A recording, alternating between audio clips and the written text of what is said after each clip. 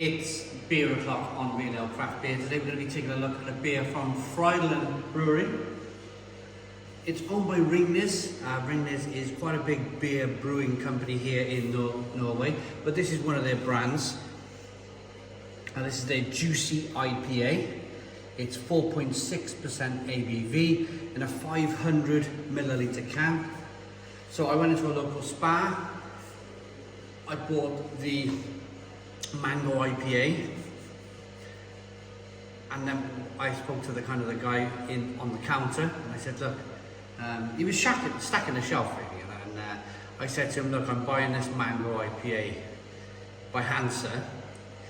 What other big seller do you have here in the shop? And he said the other big seller, there was a big range of beer in this store, in this Spar supermarket, and he said this one, this Juicy IPA, is probably one of our biggest sellers of 2022. So I thought to myself, hey, if the people of Norway are drinking it, let's pick it up, let's give it a go. So,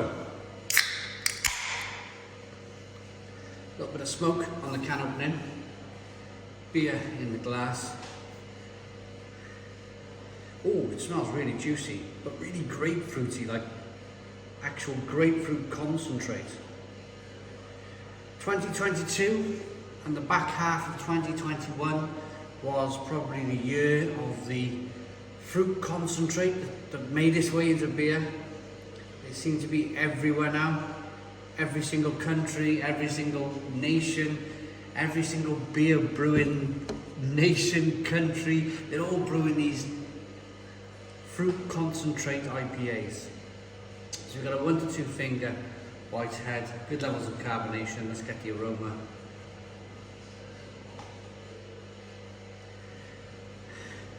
Now, in the UK we have a different term for Juicy IPA, and probably so do you guys in the Norwegian craft beer market. If I think of Juicy IPA, I'm generally thinking of NIPA, New England IPA.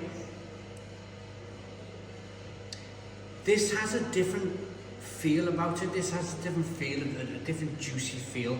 This is more of a grapefruit juiciness going on. Real strong grapefruit juice. I tell you what it kind of reminds me of is the German Radlers that are very popular, of course, in Germany and around Europe. The Austrian Radlers, the grapefruit Radlers, the lemonade Radlers. Really grapefruity and juicy. Anyway, let's dive into this one then. Cheers.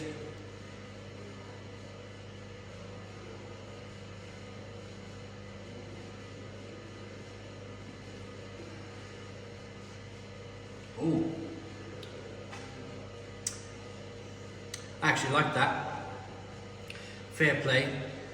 Really clean, really clinical, really refreshing beer. Nice little tick of the carbonation.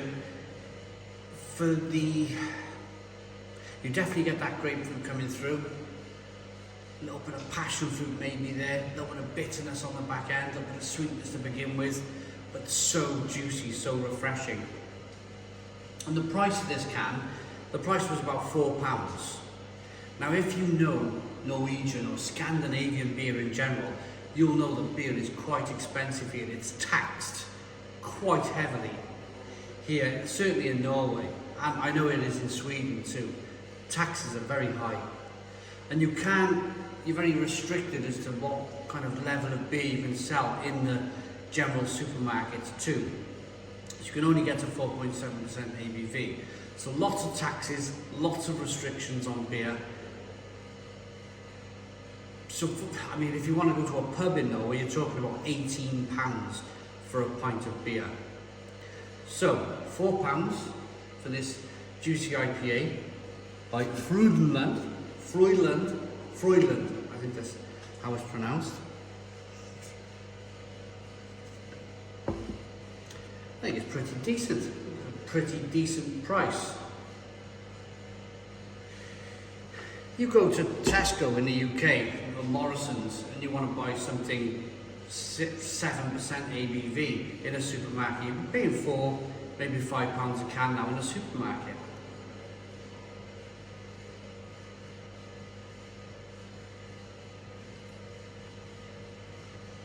So I suppose you could probably get away with selling this in the UK for £3, certainly. 4 would be a push, but definitely £3. I think it would sell pretty well. It does sell pretty well. It's cheap for the Norwegian market. But okay, it's definitely grapefruit concentrate. I'm not going to get away from that. I'm not going to hide away from that whatsoever. It's definitely a grapefruit concentrate, but the way they brewed it, the way that they've added this grapefruit concentrate is pretty good.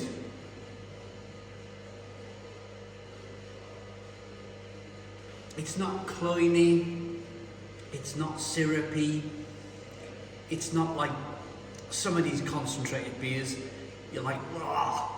It's like someone sprayed hairspray all over your tongue. It's a horrible, chemically taste.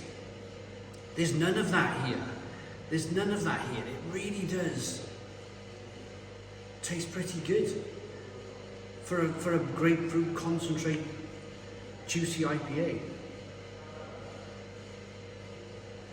But saying that, if you were thinking you were going to pick up a New England IPA when you were picking up this beer, because I got to be honest with you, everything's in Norwegian, so I'm not going to quite understand it. I was expecting a New England IPA. Well, you're probably not going to get it here. You probably picked up the wrong beer. But you might have picked this up by mistake, and you might be doing the same thing as me now. You might be standing here going, actually, it's okay. It's not too bad. And you might buy it again. Certainly on a nice hot, I mean, look at the weather out there. Not a cloud in the sky. Sun streaming through Frydenlund Bryggeri, where we've been brewing beer on this very kit behind us. Going to beer festivals and having fun.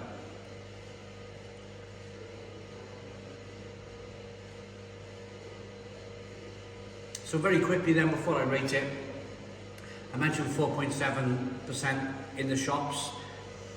If you want to buy a beer that's over 4.7% ABV, that needs to be done via the Norwegian government. You have to sell your beer as a brewery to the Norwegian government, if it's say an imperial stout or a barley wine, anything over 4.7, and then the government distributes it all over Norway. So there's benefits to it because they distribute it all over Norway. Norway's a massive country. And there's disadvantages, I think, because, well, every time you think the government's involved in anything, you're always a little bit suspicious, and you're always thinking, are we paying too much tax? Probably. Could a normal shop not just sell an imperial stout? I mean, we're all grown-ups. We can all make our own decisions in life.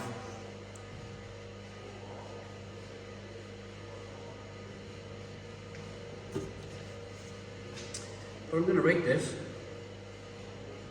I like it. I'm not going to beat about the bush with this one. I really like this one. Frydenlund Juicy IPA. It's not often I get a beer. I actually like the Handsome Mango IPA as well. It's not often I get a beer with adjuncts like fruit concentrates like this that I like, but this is spot on. It's spot on. I really like that. I like it enough to give it an 8 out of 10. It's an 8 out of 10 from Real Ale Craft Beer. Please put your comments in the comments box, subscribe to our daily beer and food reviews, give us a big fat thumbs up. Boom! Cheers!